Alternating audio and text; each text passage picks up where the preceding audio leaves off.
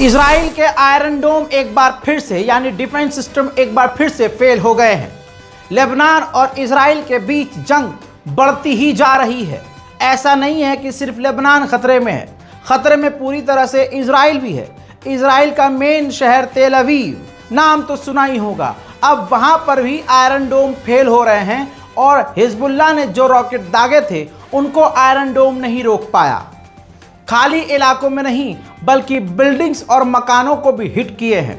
आपकी स्क्रीन पर ये जो तस्वीर देख रहे हैं, ये धुआं निकलता हुआ जो आप देख रहे हैं, ये तेल अवीव है। हजरात, इजराइल के लोग इसीलिए परेशान और डरे हुए हैं। बता चुका हूं और रोज बता रहा हूं कि लाखों की मात्रा में इजराइल के लोग इजराइल छोड़कर विदेश जा रहे हैं।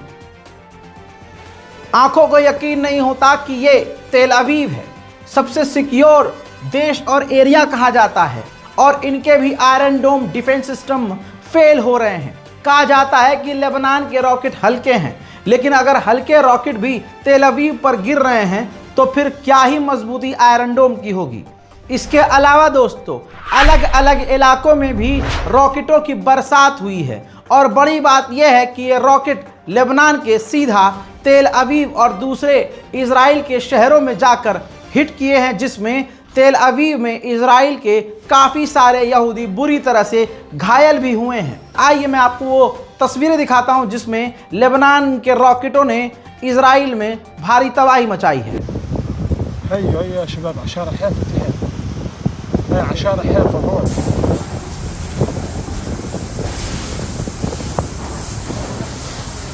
شباب هاي الصواريخ هون فكعن مش قصف، هاي الصواريخ هون بالضبط بالمراح فوق المراح بالضبط।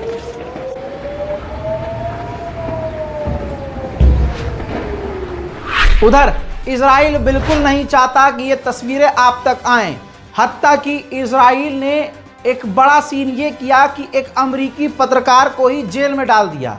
ये वो अमरीकी पत्रकार है जो तेल अवीव में था, इजराइल में था। इसने ईरान के मिसाइलों से जो इजराइल के बड़े बड़े नुकसानात हुए हैं उनकी तस्वीरें पब्लिश कर दी थी, जिससे इजराइल को इतना गुस्सा आया कि अमरीकी पत्रकार को ही उठाकर इजराइल ने अपनी जेल में ठूस दिया। उधर ईरान के IRGC के टॉप कमांडर ने बड़ी खतरनाक बात कही।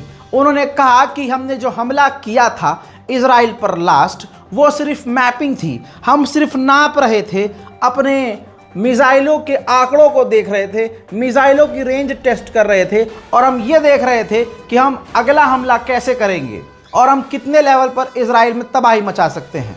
ये सीधा सीधा इजराइल को बड़ी धमकी है। उधर मेरे दोस्तों, ये तस्वीर देखिए। कतर के अमीर से ईरान के विदेश मंत्री ने मुलाकात करके कतर से रिक्वेस्ट की है कि इलाके में इजराइल जो नरसंहार मचा रहा है, इलाके में शांति और अमन के लिए आप आगे आएं और हमारे साथ मिलकर काम करें। ये पहली बार तस्वीर देखी जा रही है कि ईरान और किसी अरब देश यानी ओमान की मिलिट्री मिलकर एक साथ ड्रिल कर रही है। हजरात मोहतरम, ये तस्वीर शायद ही आपने कभी देखी, और मैं तो अपनी ज़िंदगी में पहली बार देख रहा हूँ कि ईरान के साथ कोई अरब देश मिलकर मिलिट्री ड्रिल कर रहा है।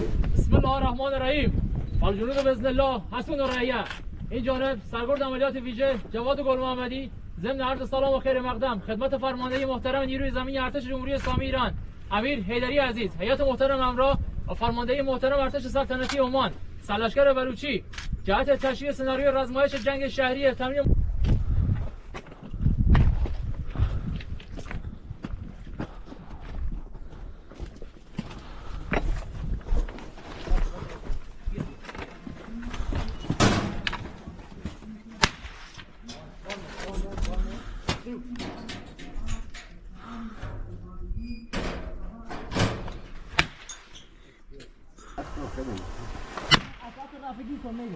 تفکر کردم رفته। उधर ईरान पर हमला कंफर्म है। अब ये मैप देख लीजिए, ये सैटेलाइट इमेज।